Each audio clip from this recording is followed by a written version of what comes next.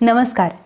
आपल्या प्रत्येकाला असं वाटत असतं की आपल्या शरीराची ठेवण ही उत्तम असावी, पण जसं जसं वय वाढतं तसा बेढरपणाही वाढत जातो, वजनही वाढत जातं आणि त्यामुळे जे शरीर मूळ स्थितीमध्ये असतं तिथून ते बाहेर निघतं.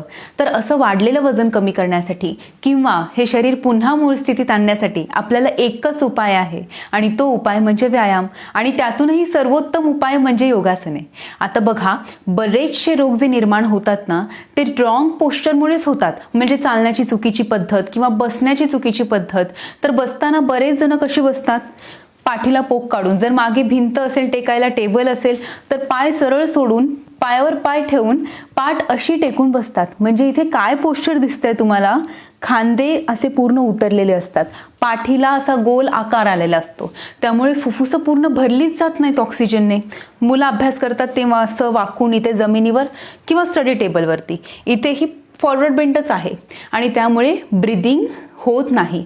तर फुफ्फुसं पूर्ण भरली जाण्यासाठी आपल्याला ही पोझिशनच महत्त्वाची, ही नैसर्गिक स्थिती आहे. आणि त्यामुळे लहानपणापासून आपल्याला शिकवलं जातं की सरळ बसा, ताठ बसा.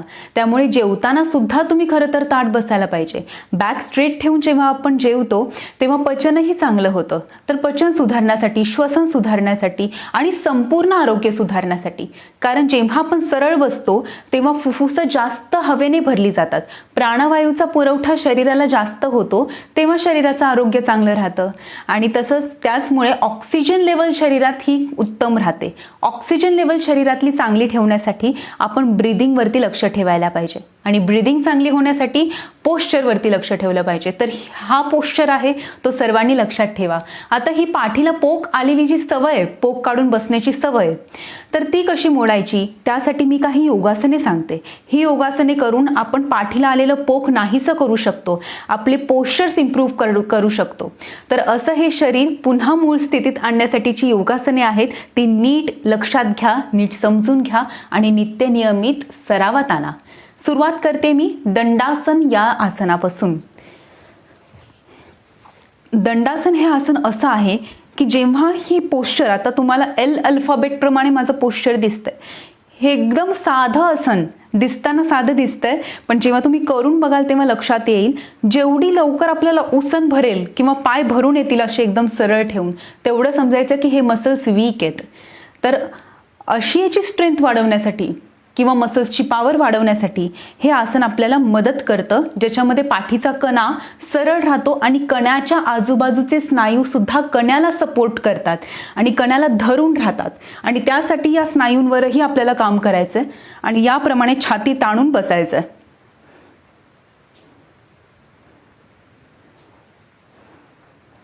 हे आसन सर्व आसनांचा बेस आहे. आता पश्चिमोत्तानासन. पश्चिमोत्तानासनातही पाठ सरळ ठेवणंच महत्वाचं आहे. जानुशिरासनात सुद्धा पाठ सरळ ठेवणं महत्वाचं आहे. तर जेव्हा पाठ सरळ ठेवण्याची पोझिशन आपल्याला नीट जमते, हा सराव चांगला जमतो, तेव्हा इतर अनेक आसनं आपल्याला जमू लागतात. तर दंडासनाची पहिले प्रॅक्टिस तुम्ही सर्वांनी सुरू करायची. आता पुढचं आसन मी तुम्हाला सांगते, पर्वतासन. पर्वतासन या पद्धतीने केलं जातं. पद्मासन,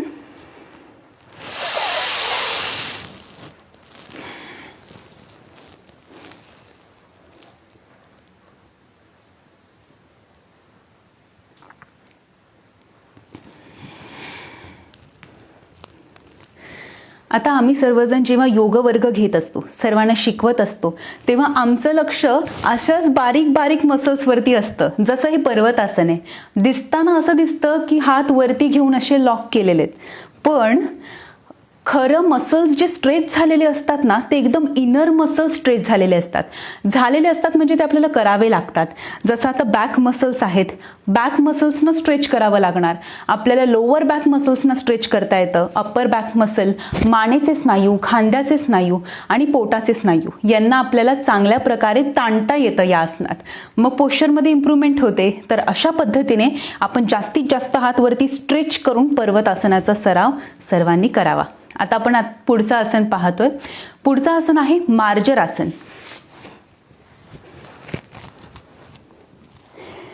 पायात अंतर घेतलंय, हातातही अंतर घेतलंय. इथून खूप छान पद्धतीने आपण पाठीचा संपूर्ण कणा वाकवायचा.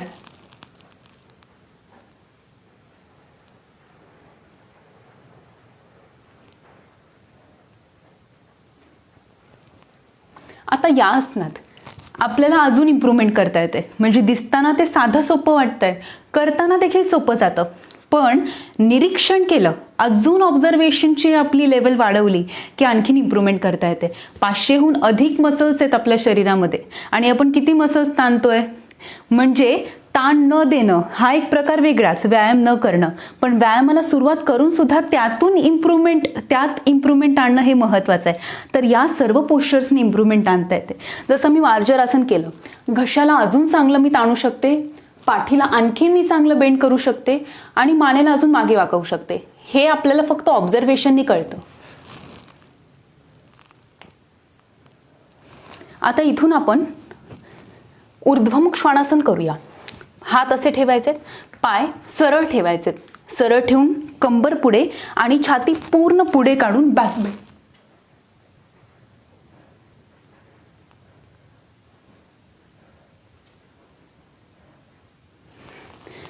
छान व्यायाम घडतो यामुळे पाठीच्या कण्याला, कमरेला आणि यामुळे पाठीचं पोक निघून जातं. आता कसं आहे, जेव्हा आपण व्यायामाला सुरुवात करतो तेव्हा बऱ्याच जणांना काही बॉडी क्रॅम्प्स येतात, उसण भरते. तर हे सगळे प्रकार आहेत ना, हे आपले निघून जायला पाहिजेत. जे व्यायाम करत नाही त्यांना तर उठता बसताही हा त्रास होतो, झोपेतून उठतानाही पाठीत भरतं, 2-2 दिवस हे पाठीतलं दुखणं राहतं. तर अशा स्थितीत आपल्याला ही सगळी योगासने महत्त्वाची ठरतात. जेव्हा बॅकवर्ड बेंडिंग आपली खूप चांगली होते तेव्हा आपल्याला पाठीत उसण भरणार नाही, आपल्याला कुठे क्रॅम्प्स येणार नाही. जेव्हा आपण असं शरीराला ताणतो, वात का भरतो शरीरामध्ये, हालचाल नसते तेव्हा वात हा पूर्ण भरून राहतो. स्टिफनेस ज्याला आपण म्हणतो ना, हा स्टिफनेस फक्त जॉईंट्सचा नसतो, या रक्तवाहिन्या सुद्धा आखडलेल्या असतात. बघा, आता मी फक्त हाताची बोटं अशी ताणते, पण बोटं ताणल्यानंतर हाताच्या या भागाला, बोटाच्या पुढच्या भागाला खूप बरं वाटतं. तर या रक्तवाहिन्यांना ताणणं, या मसल्सना ताणलं, हे छोटे छोटे स्नायू ज्याच्याकडे आपण कधी पाहत नाही, लक्ष देत नाही, यांना ताणणं फार महत्त्वाचं असतं, जे फक्त योगासनांमध्ये होतं. कारण योगासने म्हणजे विविध शरीर पवित्रे. तर यामध्ये वेगवेगळ्या प्रकारचे पोश्चर्स केल्यामुळे शरीरातले एक मसल, प्रत्येक मसल हा ताणला जात असतो, इनर मसल्स सुद्धा. तर पुढचं आसन आपण पाहतोय. उभं राहून काही आसनं आपल्याला पाहायचेत. त्या अगोदर एकदा बसून मी पूर्ण हा सेट दाखवते. दंडासन पाहिलं आणि आता आपण पर्वतासन सुद्धा पाहिलं. आता आपण पूर्वोत्तानासन पाहतोय. दोन्ही पाय सरळ करायचे, दोन्ही हात बाजूला ठेवायचे,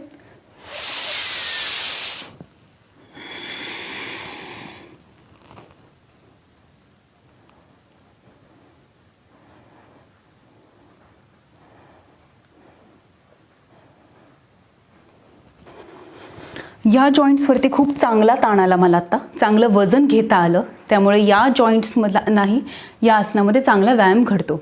पुढचं आसन आपण पाहूयात. बैठक स्थितीमध्येच आहे हे आसन. इथून फक्त एक पाय वाकवायचा आहे गुडघ्यातून, जशी आपण साधी मांडी घालतो तिथून हा पाय या गुडघ्याच्या जरासा मागे ठेवायचा आहे. लक्षात आलं? म्हणजे हा उभा आहे, याचा गुडघा वरच्या दिशेने आहे, तर पायाला जरा अधिक जवळ खेचा. हे आहे अर्ध मत्स्येंद्र आसन. नीट शिकून घ्या, कारण या आसनामुळे अनेक रोग दूर होतात, शरीराला खूप चांगलं आरोग्य मिळतं.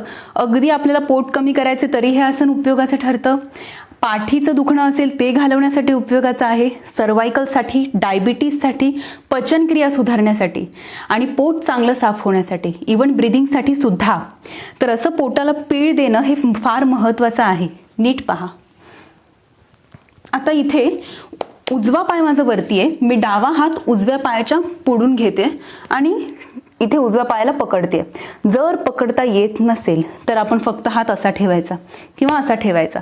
आपल्याला फक्त हात पुढे घेता येणारच, हे सोपं आहे, इथपर्यंत सोपं आहे. त्यामुळे हे करू शकता. इथून हात बाजूला घेऊ शकता आणि जितकं शक्य आहे तितकी पाठ सरळ ठेवून उंच बसून आपण पोटाला पीळ देऊ शकतो.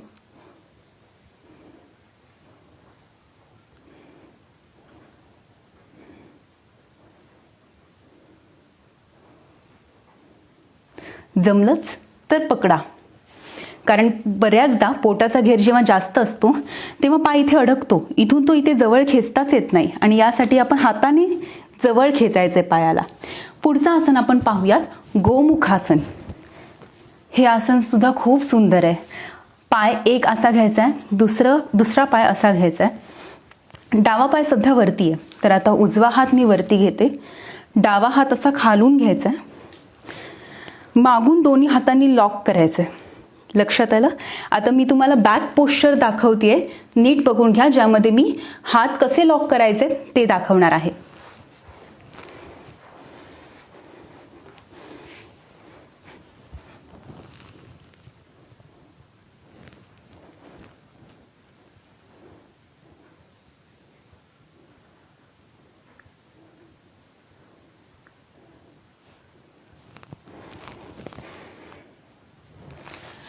तर हा असा लॉक केला होता.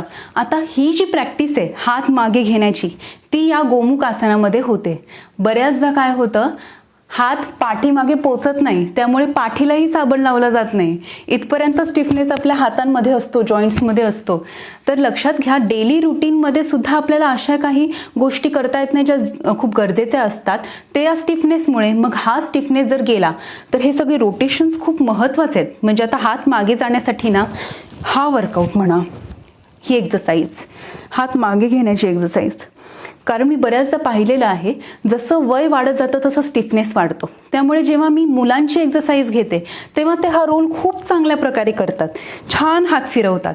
जरा अजून वय वाढलेलं असतं आणि 20 ते 30 या वयोगटात मी ही एक्सरसाइज जेव्हा घेते तेव्हा जरा हळूहळू स्पीड कमी झालेला असतो, रोटेशन्स कमी झालेले असतात. आणि जेव्हा वय भरपूर वाढतं, म्हणजे 50, 55, 60 या वयातल्या लोकांचं जेव्हा मी फिटनेस घेते, त्यामध्ये इथून लॉक होतात. म्हणजे जॉईंट्स लॉक झाल्यामुळे हात असे मागे जात नाहीत. आणि हे मी भरपूर जणांचं पाहिलेलं आहे. इथून हाफ सर्कल होतात. तर हाफ सर्कल का होतात? स्टिफनेस आलेला असतो म्हणून. तर हा स्टिफनेस वयानुसार आपल्या प्रत्येकामध्ये येणार. फक्त व्यायाम केला तर आपल्याला हा स्टिफनेस येणार नाही. आणि स्टिफनेसमधून वेगवेगळे जॉईंट्स प्रॉब्लेम निर्माण होत असतात. तर सर्वांनी हे सगळे प्रकार आहेत ते नीट लक्षात ठेवायचे. पुढची आसने ती पटापट आपण आता पाहून घेऊयात. अनंत आसनात आपण पाहतोय, एक हात असा ठेवायचा आहे, दुसरा पाय जो वरती आहे तो असा जवळ घ्यायचा आहे, त्या पायाच्या बोटांना पकडायचा आहे आणि हा पाय सरळ ठेवायचा आहे. खूप चांगला स्ट्रेच आहे हा. इथे आपल्याला जमेल तितका पाय ताणून स्थिर राहायचं.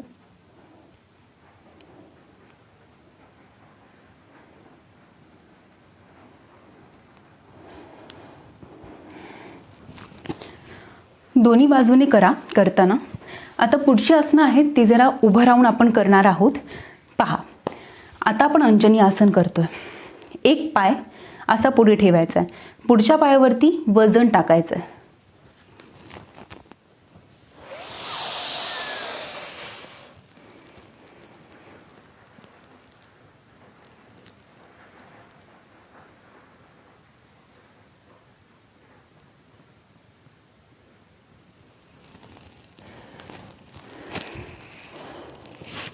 पुढचं आसन आपण पाहतोय पार्श्व नमस्कार आसन. पार्श्वचा अर्थ आहे पाठची बाजू. तर मागे नमस्कार आपल्याला करायचा आहे. कसा तो मी दाखवते. एक पाय पुढे घ्यायचा आणि एक पाय मागे. आता नीट पहा, नमस्कार पहिले मी करते. आता कमरेच्या ठिकाणी मी हा नमस्कार घेतलेला आहे. इथून मला जितकं शक्य आहे तितका मी तो वरती घेणार.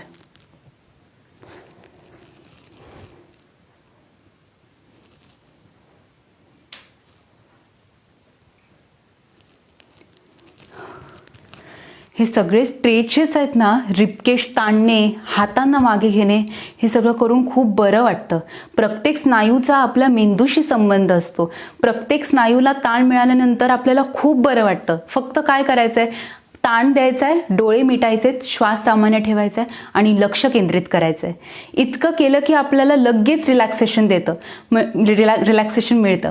तर एवढा ताण, जो दिवसभराचा सगळा स्ट्रेस असतो, वेगवेगळे विचार असतात, हे सगळे विचार काही क्षणासाठी थांबतात. आपल्यातला स्ट्रेस पूर्ण कमी होत असतो आणि आपल्यामध्ये एक ऊर्जा वाढत असते. तर ही ऊर्जा या सर्व योगासनांमधून वाढत असते. आता पुढचं एक आसन आपण पाहतोय, वीरभद्रासन. वीरभद्रासनामध्ये एक पाय मागचा आहे तो सरळ ठेवायचा आहे, पुढचा पाय गुडघ्यातून वाकवायचा आहे, मागचा पाय असा टोवरती फिरवायचा आहे, गुडघा अगदी सरळ आता ही पोझिशन आहे, मी अजून वीरभद्रासन 2 हा प्रकार केलेला नाही आहे, मी अजून फर्स्टमध्येच आहे. ही आहे फर्स्ट पोझिशन, वीरभद्रासन 1. आता मी अजून 2 ही पोझिशन स्टार्ट केलेली नाही आहे. पण जेव्हा फर्स्ट स्टेप असते ना आसनाची, या आसनात सुद्धा किंवा या फर्स्ट स्टेपमध्ये सुद्धा खूप फायदे होत असतात. त्यामुळे धडपड करत कुठलंही आसन करायचं नाही आहे. प्रत्येक स्टेप रिलॅक्सेशनमध्ये करायची. जसं मी या पोझिशनमध्ये होल्ड केलं आहे, खूप चांगला ताण मला पुढच्या मांडीवर येते, चांगलं वजन पडलं आहे त्यावरती. त्यामुळे गुडघ्यासाठी आणि पुढच्या पायासाठी हे आसन उपयुक्त ठरतं. मागच्या पायाला खूप चांगला स्ट्रेच दिला आहे, त्यामुळे हामस्ट्रिंग हा मसल ताणला जातो. त्यामुळे गुडघेदुखीचा त्रास आपल्याला होत नाही.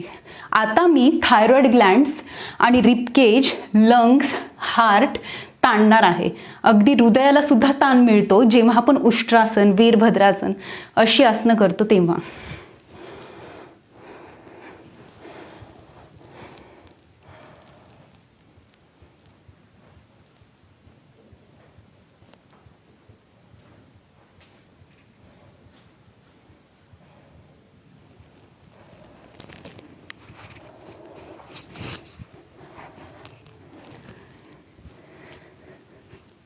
छान स्ट्रेच आपण केलेला आहे. आता एक रिलॅक्सेशन घेऊयात पदहस्तासनात.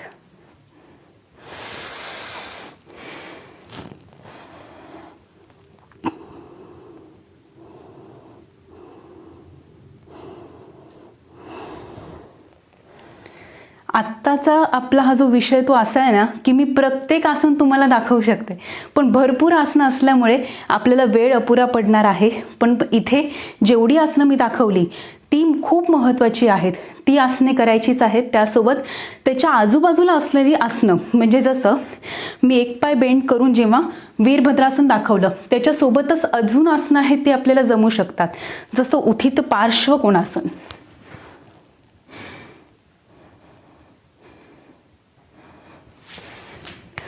नी बेंड करूनच मी हा ट्विस्ट दाखवला. थोडंसं नी स्ट्रेट केला की ते होतं पार्श्व त्रिकोणासन.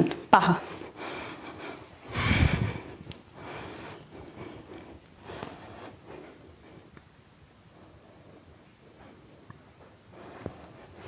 परत इथे जर पार्श्व म्हणजे जर ट्विस्ट नाही केला आणि फक्त समोर सरळ उभं राहून बेंड केलं तर ते होतं त्रिकोणासन.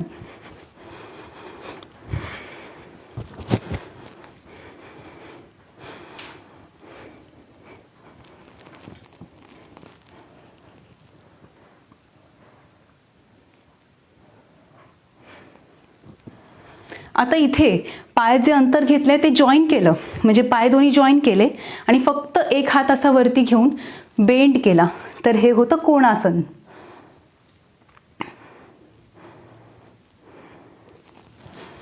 बघा, म्हणजे एकाच साईडला बेंड करत करत करत आपण किती योगासने पाहिली. तसंच एक आसन जेव्हा आपल्याला जमतं तेव्हा अनेक योगासने आपल्याला त्यातून जमत असतात. फॉरवर्ड बेंडिंगमध्ये सुद्धा एक आसन आपल्याला जमलं, पश्चिमोत्तानासन उत्तम करता आलं की हलासन येतं, समकोणासन येतं, पदहस्तासन येतं, कुर्मासन येतं, उग्रासन येतं. अशी अनेक योगासने आपल्याला जमतात. बॅकवर्ड बेंडिंग म्हणजे मगाशी मी ऊर्ध्वमुख श्वानासन दाखवलं, परत आपण मार्जरासन देखील पाहिलं, ते जमलं की भुजंगासन येणार, चक्रासन येणार, धनुरासन येणार, शलभासन, नौकासन अशी अनेक आसनं त्यामध्ये आपल्याला जमतात. म्हणजे काय, जेव्हा सुरुवात आपण करणार त्यानंतर आपली जी प्रोग्रेस आहे, प्रगती आहे ती होतच जाते. फक्त सुरुवात करणं आणि सुरुवात करून सातत्य ठेवणंच महत्त्वाचं आहे. तर मी तुम्हाला एवढंच सांगेन, सुरुवात करा, आसनं कशी जमतायत त्याकडे लक्ष द्या, घाई करू नका, पेशन्स ठेवा. सातत्य ठेवत ठेवत शरीर आपोआप प्रगती करतं.